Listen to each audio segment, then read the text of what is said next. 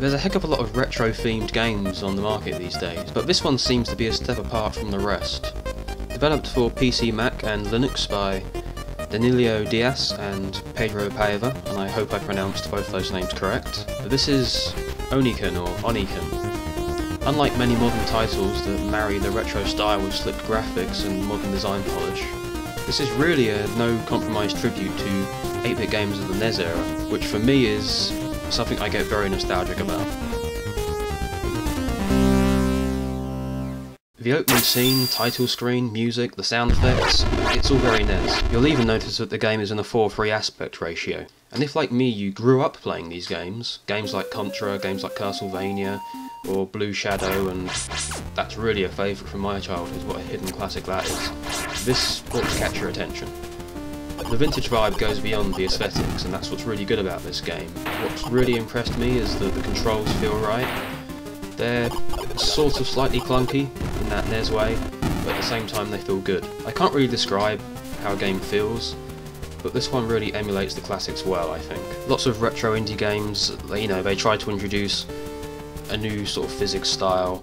I mean, Super Meat Boy, that's a fantastic game, it feels amazing to play, but it doesn't feel like a NES game. You couldn't move the way that Super Meat Boy moves in a NES game. And of course many games like Super Meat Boy and other sort of retro themed games, they're developed with more than a little concern to the PC market, so many of them can be played with a keyboard and mouse, some of them are even better to be played with a keyboard and mouse, some of them are even designed to be played with a keyboard and mouse. Whereas this, it just feels like it needs to have a controller to be played properly. And what's really a credit to the game's designers is that this game is actually kind of unique. Granted, it's been a long while since I had my NES, and it's been a long while since I played those games, but although it reminds me of certain games I played as a child, and specifically I'd say there's a lot of influence from Blue Shadow, a fantastic action game on the NES. If you've also played that game, you're probably going to see quite a few similarities yourself as you watch this, but you'll also notice that it's not quite identical, and specifically level design I think is quite different. Blue Shadow had a level design that was to some extent built around its climbing mechanics, where you could jump on an object above yourself and you could then climb up onto it. You could also duck back down to avoid attack. Now, only having played the demo, while there is climbing, you can't climb up, you can't duck back down again. The level design is just quite different in that regard. Obviously it's drawing influence on a whole host of titles, but yeah, you know, it's different enough, it's unique, it feels like its own game. Oniken may evoke memories of many great old games, but it really does have a style of its own, and comes across more like really a forgotten classic than a mere imitation. And I think that's probably the best thing I can say about this game, is that I could very easily be convinced that this was a NES game back in the day. If you look on the Desura page for this game, you'll see it says that it's NES hard, and well, it doesn't lie about that at all, it definitely throws a gauntlet down at you. Water, fire, bullets, giant caterpillars, rocks, pink running things. You know, the game's got plenty of ways to kill you, and you'll die often. Platforming might seem easy as you're watching me do it here, but actually the timing is really quite crucial. So really this is classic NES. Timing, accuracy, reflexes, they really are the order of the day.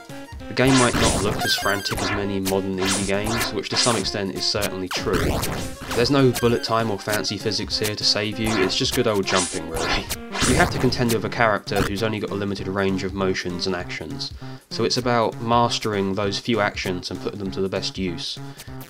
This clearly isn't the kind of game you're going to beat in one run. I mean, I have to admit, I think it took me probably around an hour just to get through the first mission.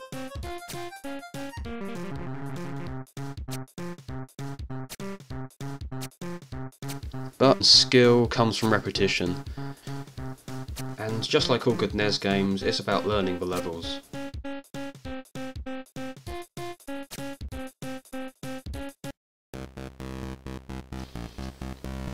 A lot of fun for me actually came from discovery with this game, and this is probably going to sound quite stupid, but just realising all the little things.